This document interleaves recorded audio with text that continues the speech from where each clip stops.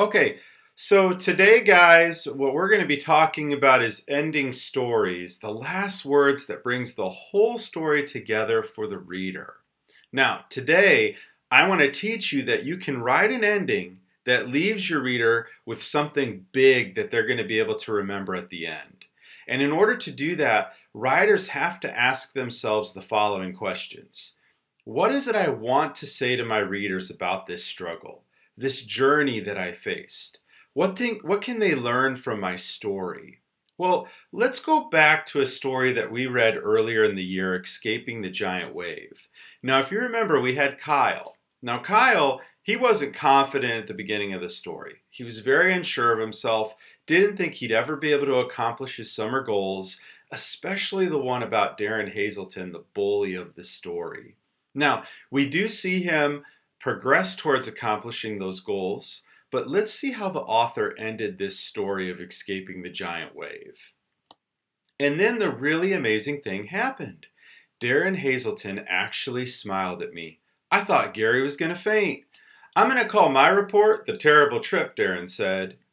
It was the worst vacation ever, I agreed, but I knew the trip hadn't been all bad. I wasn't afraid of Darren anymore. Notice the takeaway ending here for the reader is that you can stand up, just like Kyle did, against really difficult things that you face in life. He faced the giant wave, he faced Darren, and now he's no longer afraid of him, right? That's the change we see in the character. Now, imagine though, what if we didn't have that same ending? What if the author decided, you know what? I'm going to make this ending just a bit different. Let's go back to a previous chapter, the chapter right before the end, and what if they ended it like this? An hour later, Mom and Dad arrived in a yellow school bus that had been pressed into service. Darren's parents were with them. Mom cried when she saw us, and I had to admit I had a lump in my throat too.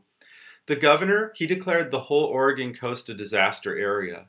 Since we had lost all our clothes and luggage as well as our hotel room, we decided to fly home as soon as we could. By 7 o'clock that night, we had ridden to Portland and booked a flight back to Kansas. Now, that's the wrong way to end the story. Do you see how disappointing that is? Here the author had built this moment where Kyle and BB are finally reunited with their parents, but then it just ends. Is that really what the author wants us to leave us with? They just go home? And that doesn't show that lasting change that we see in Kyle as that story had progressed. Remember, we want to make sure that we leave the readers with something big at the end of the story, where we remind them of why that change in the character matters so much. So we're going to go back to Escaping the Giant Wave, and this time we're going to go a few paragraphs before the final paragraph of the story. And I want you to notice how the author's showing us that change in the main character. A couple of weeks later, I started 7th grade. I never did get my batting average where I wanted it, but I ended the season batting .235, which was 15 points higher than the year before, and I made 2 double plays as the shortstop. I didn't learn to pop a wheelie either, although I skinned up my arms and legs trying. On our first day of school, Gary and I were kicking around a soccer ball when Darren walked towards us. Here comes trouble, Gary muttered as he picked up the ball. Let's just get out of here. It's okay, I said. He won't bother us. Notice we see the change happening in Kyle, right? He comes back from this trip, and what is he determined to do? To finish and accomplish those goals that he had. He's no longer that unsure character anymore. And then the ending we just read. And then the really amazing thing happened. Darren Hazelton actually smiled at me. I thought Gary was going to faint. I'm going to call my report the terrible trip, Darren said. It was the worst vacation ever, I agreed, but I knew the trip hadn't been all bad. I wasn't afraid of Darren anymore. Now we see the full change, don't we, guys? Kyle isn't afraid of Darren. He isn't afraid of failing, even if he doesn't accomplish all his goals, which he didn't in this story, but he still worked towards them. And that's the message to the reader, right? Work towards your goals. Okay, we're going to go ahead and look at one more example here now, and it's the character of WreckIt Ralph. Now, if you remember at the very beginning of the story, He's moody, he's grumpy. He thinks he's this bad person because that's what everyone's always said about him. All right. But then he has this journey. All right. So I want you to watch this clip. And then after watching the clip, we're going to talk about those changes we see in the character.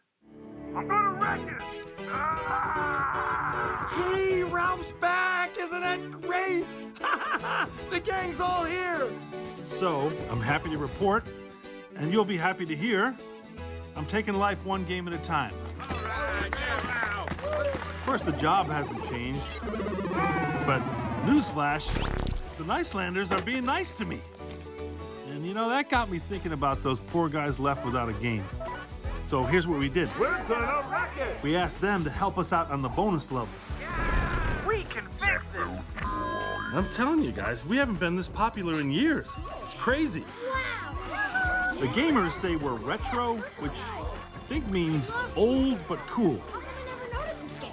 Oh, and I decided that living in the dump wasn't making me feel very good, so I cleaned it up. Built myself a little shack and a couple for the new guys, too.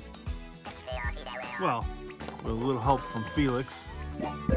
But I gotta say, the best part of my day is when I get thrown off the roof. Because when the Nicelanders lift me up, I get a perfect view of Sugar Rush. And I can see Vanellope racing. Yes! The kid's a natural. And the players love her, glitch and all.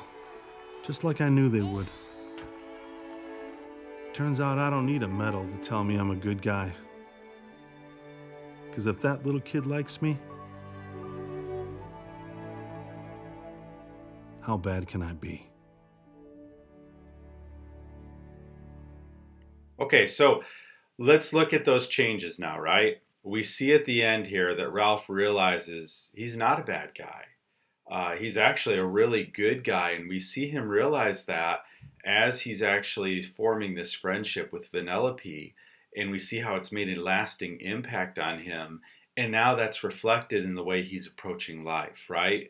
Where at the end he's now including others, he's happy about his job, and we just see all these other positives at the end of the movie. So when it comes to endings, don't simply end your story. Make sure you resolve or solve those problems, teach lessons, or make changes that tie back to the big meaning that you want your story to have. Now, let's think about how you could end it. Do you want it to be a conversation where you use dialogue between characters like they did in the Escaping the Giant Wave? Or do you want to share your thinking with the audience, which we see Kyle doing at the very, very end of the story, sharing what he was actually thinking in his mind? Or maybe you do something that shows that change to the reader, where maybe they confront other people and their actions actually show us that they've changed in some way. Now, don't forget to let the audience know that you're getting close to ending your story. You can always use those transitional phrases or words, like as a result, therefore, lastly, finally, in the end, after all, and I look forward to. Now it's your guys' turn. What is your story really about? What are you trying to show the reader at the end of your story? How can we end it so that the reader can see that change in the main character? And also, what did the character possibly realize? All right, so it's your turn to do it now, guys. Just like last time, I want before and after pics on Seesaw of your regular story and then the ending you put on your story. Remember, show me that change so that I can learn something from your story that I could apply to my own life.